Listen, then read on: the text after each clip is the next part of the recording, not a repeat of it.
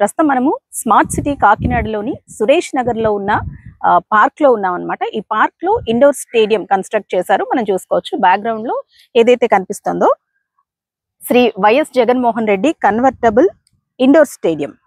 ఇది ఎలక్షన్స్ ముందు గ్రాండ్ గా ఓపెన్ అయింది. అయితే స్మార్ట్ సిటీ ప్రాజెక్ట్ గడువు మార్చి 31తో ముగిసిపోవడంతో సంబంధిత అధికారులు అయితే అసంపూర్తి పనులతో ఏమీ పాలుపోలేని స్థితిలో ఉన్నారు. 2017లో కేంద్ర ప్రభుత్వం 5 ఏళ్ల కాల పరిమితితో సుందరంగా తీర్చిదిద్దేందుకు రాష్ట్రంలోని 5 నగరాలను స్మార్ట్ సిటీలుగా ఎంపిక చేసిన విషయం మనందరికీ తెలిసిందే. అందులో కాకినాడకు కేంద్ర రాష్ట్ర ప్రభుత్వాల వాటాగా 978 కోట్ల రూపాయలు పలు పథకాలు రూపొందించింది. ఇప్పటికే పలుమార్లు స్మార్ట్ సిటీ ప్రాజెక్టు పనులు పొడిగించుకుంటూ వచ్చినప్పటికీ కూడా రాష్ట్ర ప్రభుత్వం వాటా నిధులు అందకపోవడంతో ప్రాజెక్టు అసంపూర్తిగానే మిగిలిపోయిందని చెప్పుకోవాలి. కాకినాడలో కోట్లాది రూపాయలతో నిర్మించిన చాలా ప్రాజెక్టులు ఇలా అసంపూర్తిగానే మిగిలిపోయాయి. అయితే కాకినాడలో ఈ సురేష్ నగర్ లో ఉన్న ఇండోర్ స్టేడియం ఏదైతే ఉందో ఈ స్టేడియం కనుక ఓపెన్ అయ్యి ఉంటే చాలా మంది ఆటలు ఆడుకునేందుకు కానీ స్పోర్ట్స్ పర్సన్స్ కి చాలా వరకు అవకాశాలు ఉండే విధంగా కూడా దీన్ని రూపొందించారు. కానీ అర్ధాంతరంగా ఇదైతే నిలిచిపోయిన పరిస్థితి. అయితే ఇదే కాదు, 2017లో దేశంలో 20 నగరాలను స్మార్ట్ సిటీలుగా ప్రకటించింది కేంద్ర ప్రభుత్వం. ఒక్క ఆంధ్రప్రదేశ్ లోనే మనకి సంబంధించి 5 స్మార్ట్ సిటీలను ఏర్పాటు చేసింది. అందులో ఒకటి కాకినాడ.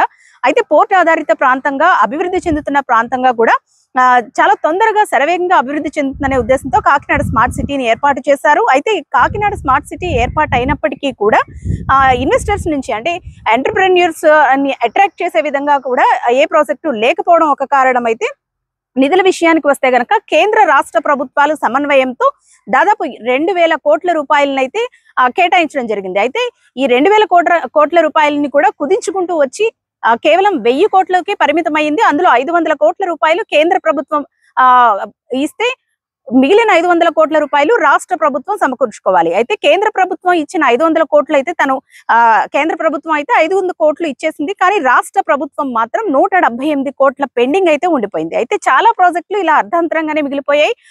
ఈ ఇండోర్ స్టేడియమే కాదు, కన్వర్టబుల్ ఇండోర్ స్టేడియం ఇది ఒకటే మనం చూసుకుంటే గనక ఇది ఎలక్షన్స్ ముందు అట్టహాసంగా ఓపెన్ అయినప్పటికీ కూడా ఆ రోజే మూతపడింది. అప్పటి నుంచి ఇప్పటి వరకు కూడా మూతపడే ఉంది. అయితే ఇంకో పక్క కాకినాడ స్మార్ట్ సిటీగా చెప్పుకున్న ఈ కాకినాడలో కళాక్షేత్రం అంటే మన హైదరాబాద్ లో కళాక్షేత్రాలు ఏ విధంగా ఉంటాయో ఆ తరహాలో ఇక్కడ కళాక్షేత్రాన్ని కూడా ఏర్పాటు చేశారు. కానీ అది కూడా కేవలం ఫంక్షన్లకి పెళ్లిళ్లకు అద్దెకి ఇచ్చే ఒక కళ్యాణ మండపంగా మారిపోయిందనే చెప్పుకోవాలి. దాని వెనక ప్రాంతం అంతా కూడా ఒక రెస్టారెంట్ కి కూడా రెంట్కి ఇవ్వడం మనం చూసుకోవచ్చు.